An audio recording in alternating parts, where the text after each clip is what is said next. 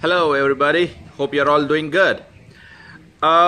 If your two-wheeler is having frequent battery problems, such as starting problem when you kept your two-wheeler aside for 2 or 3 days, and the 4th day you are having a lot of problem to self-start it.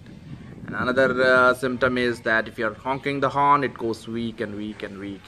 So these are some type of problems associated with the batteries. So if you observe that there are any of these problems, you need to realize that it is the time that the battery needs to be maintained, or the time for the maintenance of the battery.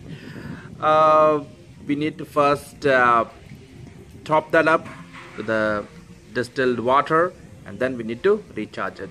Today's episode is about doing that at home using a home inverter. Let's see how it goes. So this is my two-wheeler battery. I observed that this got completely dried up and needs to be topped up with distilled water. This is what I could get at the local market. Never ever top up the battery with tap water. That will dilute the salts and it might damage the battery. Now we empty some of the distilled water in a small vessel, and with the help of a syringe top up each of these cells.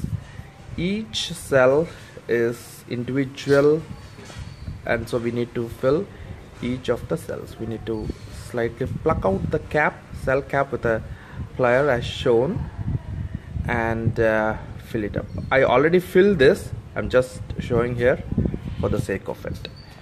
I will be filling it with the help of a syringe as shown, and while we fill, we need to carefully monitor the min and the max values, so that we can observe by just slightly shaking the battery, and that should be, you can see some liquid moving. So that is where the level of the distilled water. It's not very clearly obvious in the video, but when you see it physically, you can see that some kind of liquid moving. So this is about the topping up with the distilled water. Now we need to connect a piece of wire. For a color convention, I just used red and blue, an old wire. I connect red to the positive and blue to the negative terminals. Remember, never ever short both these terminals. This might damage the battery permanently. So once we connect it, connect this as shown. Now I will be using a home inverter. Connect parallelly.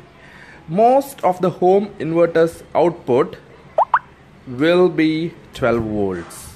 So if you have any doubts, just check in the back of the inverter. It will be giving as 12 volts output.